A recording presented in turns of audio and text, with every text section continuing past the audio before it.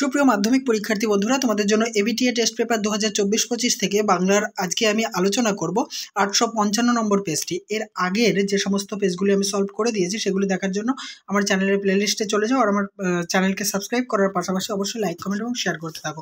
দেখো, আজকে আমি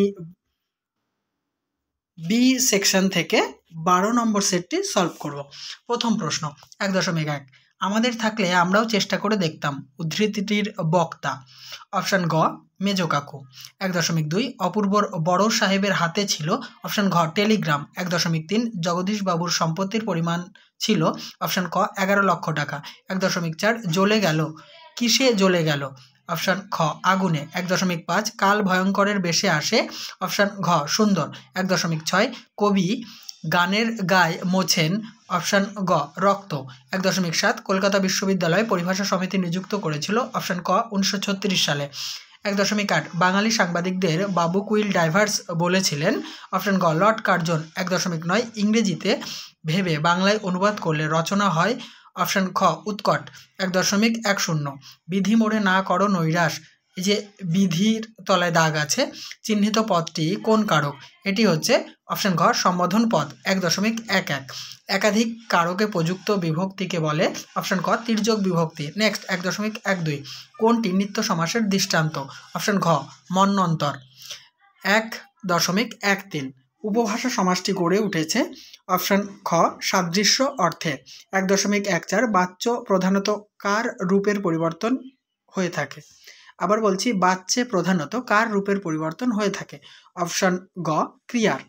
1.15, বাক্যে ব্যবহৃত পদসমূহ পরস্পরের সম্পর্ক অনুযায়ী যথাযথ বিন্যস্ত হলে তাকে বলে। অপশান ক আসত্তি। 1.16, ওই বুঝি বাঁশি বাজে। এটি কি জাতীয় বাক্য? অপশান খ সন্দেহসূচক বাক্য। 1.17, বধূরা প্রদীপ তুলে ধর। এটি কোন বাচ্যের দৃষ্টান্ত? এটি হচ্ছে গ কর্তৃবাচ্যের দৃষ্টান্ত। এবারে আমরা এসএকিউ টাইপ প্রশ্নোত্তরগুলি জেনে নেব। 2.1.1, ওর চিরকালের বন্ধু। কে কার বন্ধু? ছোট মাসি তপনের চিরকালের বন্ধু। নেক্সট, অপূর্ব রাজি হইয়াছিল। অপূর্ব কিসে রাজি হয়েছিল? রামদাসের স্ত্রী অপূর্বকে অনুরোধ করেছিলেন যে যতদিন অপূর্বর মা কিংবা তার কোনো আত্মীয়া নারী সে দেশে এসে উপস্থিত হয় এবং অপূর্বের থাকার উপযুক্ত বাসার ব্যবস্থা হয়, ততদিন ছোট বোনের হাতের তৈরি মিষ্টান্ন যেন সে প্রতিদিন গ্রহণ করে। রামদাসের স্ত্রীর এই প্রস্তাবে অপূর্ব রাজি হয়েছিল। 2.1.3, ইসাবের মেজাজ চড়ে গেল। এমন হওয়ার কারণ কি? অদল বদল গল্পে কালিয়া নামক ছেলেটি অমৃতকে জোর করে কুস্তি লড়ার নামে মাটিতে ছুঁড়ে ফেলে দিলে ইসাবের মেজাজ চড়ে যায়। 2.1.4, এটা আমার প্রাণের অনুরোধ। প্রাণের অনুরোধটি কি ছিল? বহুরূপী গল্পে জগদীশ বাবু কর্তৃক বিরাগীর কাছে প্রাণের অনুরোধটি ছিল বিরাগী যেন তার বাড়িতে কয়েকটা দিন থাকেন। নেক্সট 2.1.5 দাগের প্রশ্ন, কোন ট্রেন নদের চাঁদকে পিষে দিয়ে চলে গেল? উত্তর 7 নম্বর ডাউন প্যাসেঞ্জার ট্রেন নদের চাঁদকে পিষে দিয়ে চলে গেল। নেক্সট প্রশ্ন, অনুমান করে নিজ চিতে। কে কি অনুমান করে? সিন্ধু তীরে কবিতায় সমুদ্রকন্যা পদ্মা পঞ্চকন্যাকে অচৈতন্য অবস্থায় পড়ে থাকতে দেখে মাঝের কন্যাটির প্রতি অনুমান করেছিলেন যে ইন্দ্রের অভিশাপে হয়তো কোনো বিদ্যাধরী স্বর্গ থেকে ভ্রষ্ট হয়ে অচৈতন্য অবস্থায় ভূমিতে পড়ে আছে। নেক্সট প্রশ্ন, আসছে নবীন। নবীন আসছে কেন? উত্তর, জীবন হারা অসুন্দরকে ছেদন করতে নবীন আসছে। নেক্সট প্রশ্ন 2.2.3, ছিনিয়ে নিয়ে গেল তোমাকে। কে কাকে কোথা থেকে ছিনিয়ে নিয়ে গেল?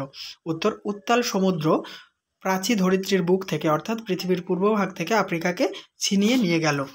জেনে নেব 2.2.4 দাগের প্রশ্ন এবং উত্তর। ছড়ানো রয়েছে কাছে দূরে।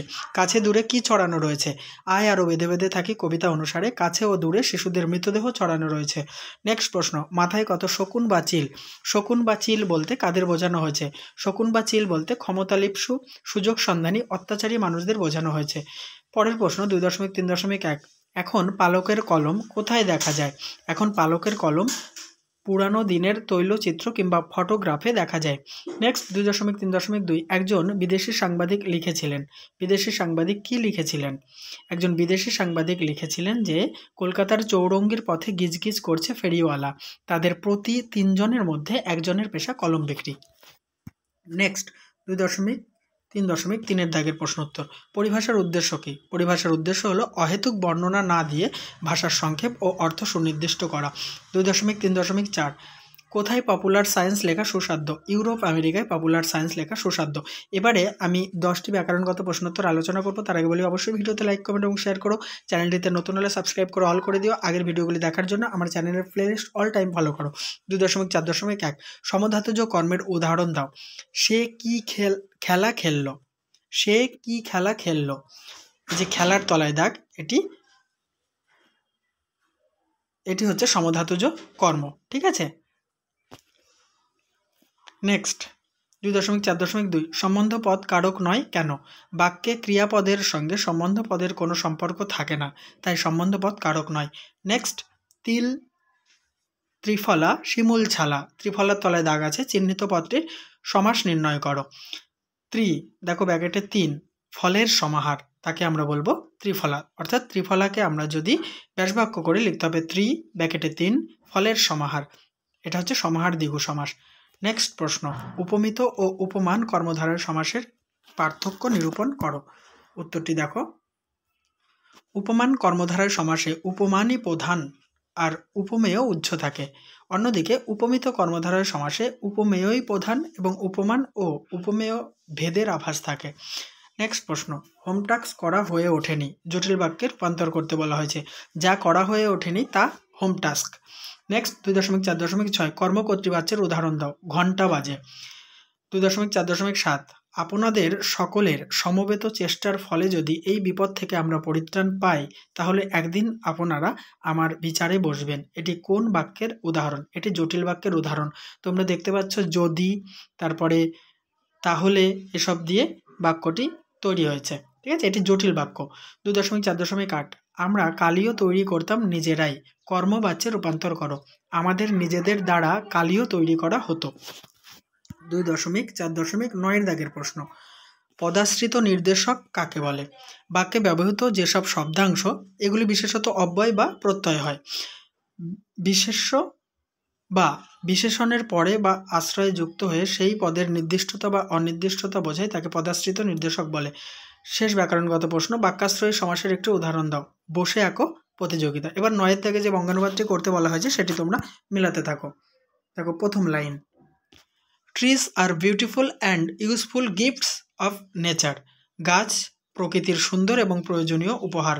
Next line, trees are natural habitant of many animals, birds and insects.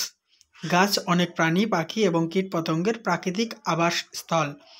পরের line, felling of trees disturb the ecosystem. গাছ কাটা পরিবেশ ব্যবস্থাকে বিঘ্নিত করে। Next line, so we should preserve trees and plants with great care. তাই গাছপালাকে যত্ন সহকারে রক্ষণ করতে হবে। শেষ করলাম এই পর্বটি। নেক্সট পর্ব দেখার জন্য আমন্ত্রণ রইল।